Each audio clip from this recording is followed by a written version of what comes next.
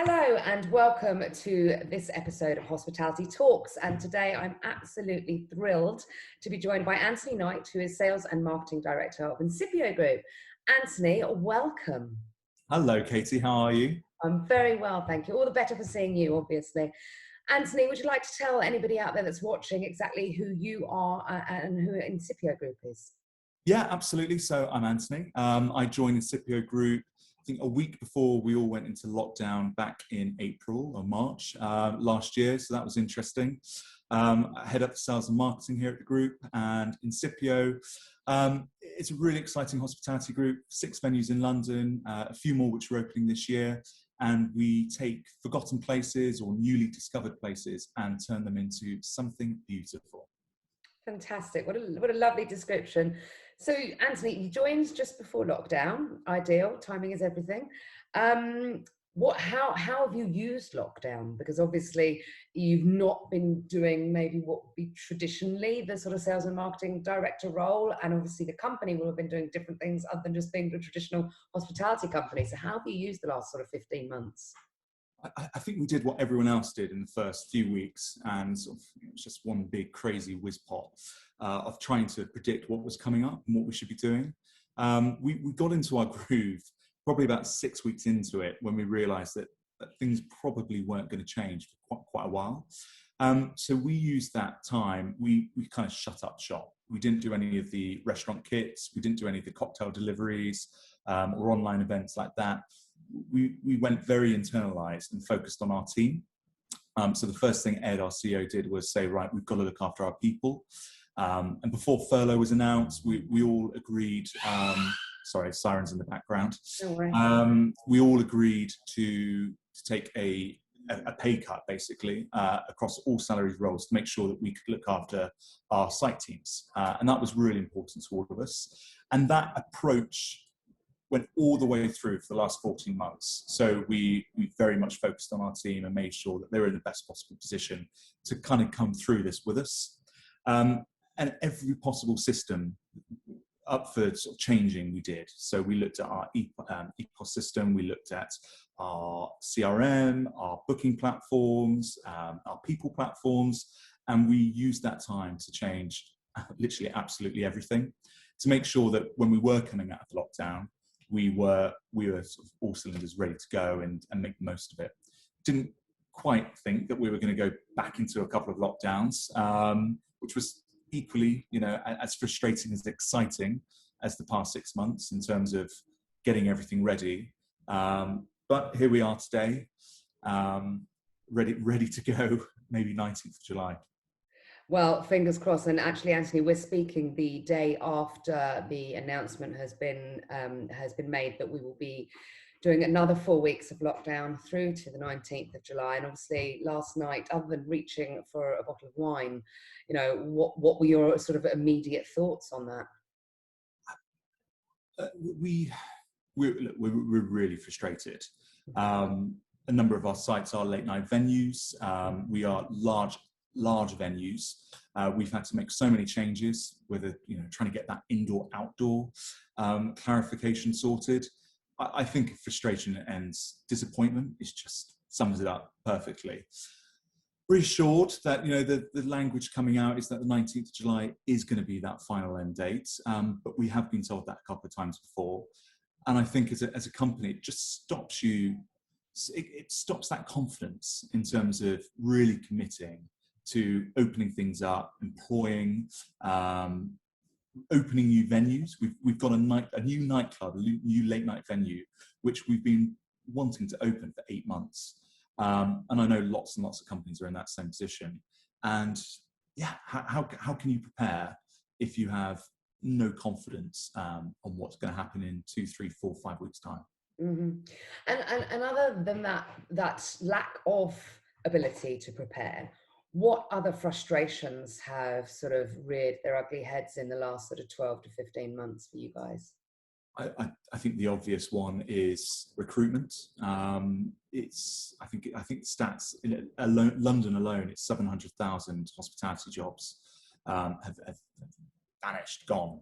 And we have seen a lot of people leaving the UK, you know, going abroad. Lots of our European team members went, understandably, back home.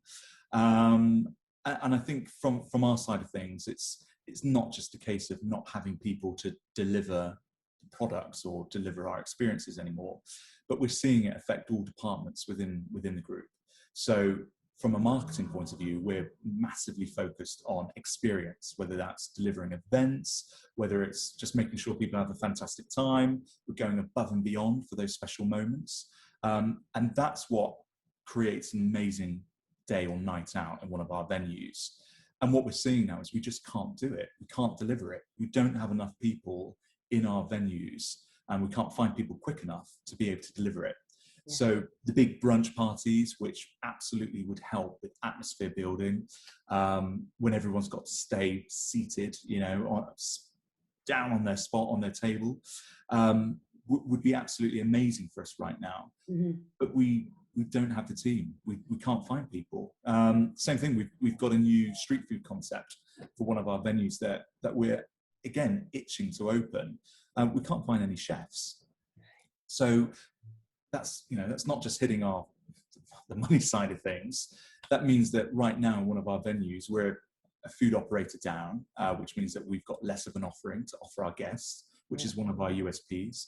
The fact you can order from 4 or 5 different food concepts. And people are turning up saying, hey, what's going on in that empty unit? So I think it's affecting absolutely everything we do as a business. And that's down to, you know, numerous things, COVID being one of them, but also I think we're all seeing the impact of Brexit now as well. Yeah. And I'm not, the thing is, I'm having these conversations throughout the industry with people who've got, you know, staffing issues, as you say, and, you know, you're not alone. But I'm not sure what the solution is. I'm not sure there is a solution that we can find as an industry quickly enough. And there's some great initiatives that are going on out there to try and attract more people. I think that we sometimes, what's the phrase where you're very good at hiding your light under a bushel. And I think that actually as an industry, we have been like that in the past about what a great career path it can be. And now we're trying to turn that on its head. And, you know, do you think that and, you know, you used to, you know, PR is your thing. Do you think that we need to PR the industry a bit more to make sure we're attracting people in? Yeah, 100%. You know, there's been a lot of great work done over the years for chefs, you know, in the kitchens, getting apprentices in there. But I think as an industry, you know, we all know, because we most of the time we fell into it. I fell into it by being a nightclub promoter and fell in love with the world of food and drink and restaurants and bars and clubs. But I think more work needs to be done by all of us actually to put a spotlight on this being a great career, something we've spent a long time doing. So we, for my department as well, we are offering 5 internships a year. 3 of them are internal and 2 of them are external, where we're getting in students, placements, graduates, etc., giving them the opportunity to come and learn about everything that falls in marketing. But in terms of that recruitment piece, we stopped trying to recruit experienced bartenders, waiters, servers, whatever.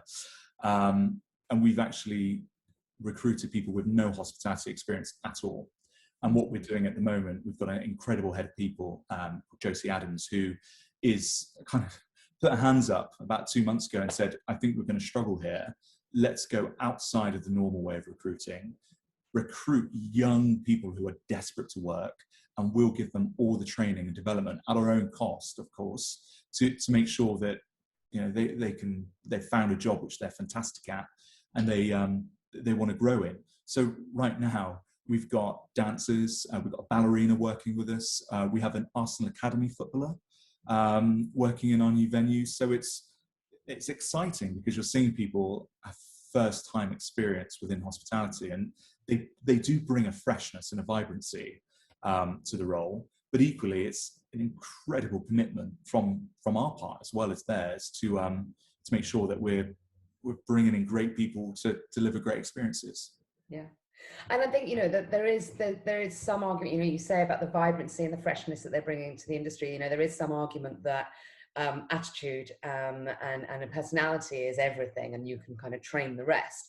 But then you can only train to so far. You know, you need people in the sort of more senior roles and the people with the experience to kind of work alongside those new people. So I think, you know, I mean, it's great what you're doing. And you know, the rule book, as you said earlier when we spoke, has really been torn up and thrown out the window, I think, for the industry as a whole. What's next then for you guys, other than training up footballers and ballerinas? Where you know, what's next for Incipio Group? I know you've got a new venue opened just recently, correct? Yeah, that's right. So we opened Perga on the Wharf in Canary Wharf 3 weeks ago, which has been one hell of a challenge. Trying to predict what the appetite will be for a new venue opening in Canary Wharf. It's involved a lot of guessing work. So that a lot of our attention and focus is on that right now. We're obviously in the middle of the Euros, which we're screening, which is really exciting. Again, it's given everyone a bit of a taste of what atmosphere back in venues looks like. Yeah. All very socially distanced, of course. No pint throwing anywhere. So that's been fun. And we've got new venues coming up this year. So we are in a fortunate position where we've used this time wisely to prepare ourselves for the future. So there's a couple of things coming up later this year, which we're really excited about. And kind of in this strange world right now where you're busy planning 6 months' time for new concepts and openings and things, but I have got no idea what the Christmas market might look like. I couldn't, to be honest, I couldn't necessarily tell you what sort of the behaviours and trends and all of the insight side of things are going to look like in 3 months' time, let alone next week, to be honest. So it's definitely keeping us on our feet. Yeah, I mean, listen, Anthony, I run a research and insights company, and I can't tell you what the insights are going to look like in 3 months' time. So that's why we have to keep doing it, unfortunately. Listen, Anthony, thank you so much. It's always a pleasure to speak to you, and it was really good to hear about what Incipio Group have done in this period, but also, you know, looking forward to, rather than sort of giving up and saying, well, where are we going to get these people from, you know, finding new ways to work, which of course is what hospitality has proven it is very good at over the last 15 months. So thank you so much for your time. Thank you ever so much, Katie. Take care.